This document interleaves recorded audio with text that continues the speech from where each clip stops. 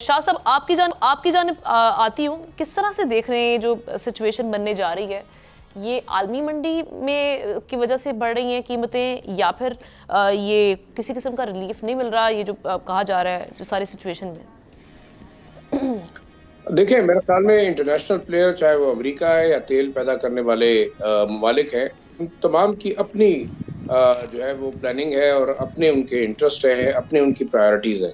International market کا down فال intentionally کیا جاتا ہے، اور اس کا ریزن آبویسلی یہ ہے کہ امریکہ یا جو دوسرے ایسے ممالک ہیں جو کہ تیل کی پیداوار کے لحاظ سے کس طریقے سے اپنے جو بائرز ہیں ان کو انفلوئنس کرتے ہیں، ان کو کوئرس کرتے ہیں۔ ایک تو بات یہ ہوئی۔ دوسری بات یہ، جب تک پاکستان کی آپ نے بات کی کہ پاکستان میں 10 روپے تو انہوں نے فیصلہ کر لیا اور 50 روپے تک جائے گا، اور جسٹیفیکیشن گورنمنٹ کی ہے کہ انٹرنیشنل مارکیٹ کی وجہ سے ایسا ہوا ہے، تو ایک سوال یہ پیدا ہوتا ہے کیا ہمارے پاس کوئی ایسی پلاننگ نہیں ہے؟ ہمارے یہاں اپنا ایک میکینزم ہونا چاہیے۔ آپ کے ساتھ پڑوسی ملک ایران ہے جس سے آپ لاکھوں بیرل کروڈ آئل اور پیٹرول اور ڈیزل تو ڈیلی کے حساب سے اسمگل کر رہے ہیں، اور آپ ان کے ساتھ باقاعدہ کوئی لین دین کا معاملہ کر کے تیل خرید نہیں سکتے۔ یہ بڑا زبردست قسم کا ایک پاکستان کے اندر المیہ ہے۔ اور دوسرا ایک بڑی مزے کی چیز بتاؤں کہ جو تیل آپ باہر سے خرید کے لاتے ہیں، آپ کے جتنے بارڈرز کے پیٹرول پمپ ہے، ایون پی ایس او کے پیٹرول پمپ کے اوپر جو پیٹرول بک رہا ہے وہ ایرانی پیٹرول ہے۔ آپ بارڈر کے جتنے بلوچستان کے اندر ایریاز کو دیکھیں، شاید وہاں پہ اس طرح ہی ہو رہا ہے۔ ایون خیبر پختونخوا کے اندر آپ کو باقاعدہ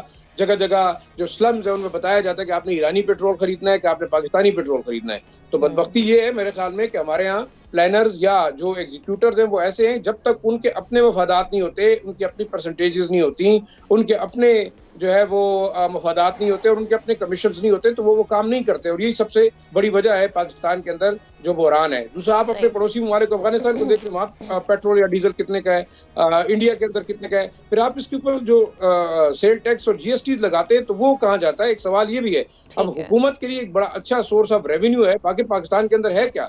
نہ آپ کی انڈسٹری کام کر رہی ہے، نہ آپ کے ادارے کام کر رہے ہیں، آپ کے جو امپورٹس ہیں ان کا حال دیکھ لیں، ایکسپورٹ آپ کچھ کر نہیں سکتے جس طریقے سے آپ کے اوپر جو ہے نا وہ ذمہ داری عائد ہوتی ہے کہ آپ کریں۔ تو اس صورت میں آپ کو ریونیو سورس یہی لگتا ہے کہ آپ بجلی کے اوپر ٹیکسز لگائیں، آپ سوئی گیس کے اوپر لگائیں، آپ جو ہے پیٹرول کی قیمتوں کو بڑھائیں اور پیٹرول کے اوپر جو ہے اضافی ٹیکسز لگائیں۔ تو میں یہ سمجھتا ہوں کہ اگر اس صورتحال کے ساتھ حکومت بڑا بھی کہے کہ جی یہ شاید انٹرنیشنل مارکیٹ کی وجہ سے ہے، میرے خیال میں عوام کو جو ہے وہ سخت قسم کے حالات کا سامنا ہوگا اور عوام کا ریئیکشن آئے گا۔ حکومت پہلے ہی کافی مشکلات میں ہے، اگر اس طریقے سے 50 روپے پیٹرول بڑھے گا تو میرے خیال میں شہباز شریف صاحب مزید مشکلات میں جائیں گے، اور جیسے کہ کہا جا رہا ہے کہ ان کی حکومت کو جو بڑے چیلنجز ہیں، ایک چیلنج مہنگائی کا بھی ہے۔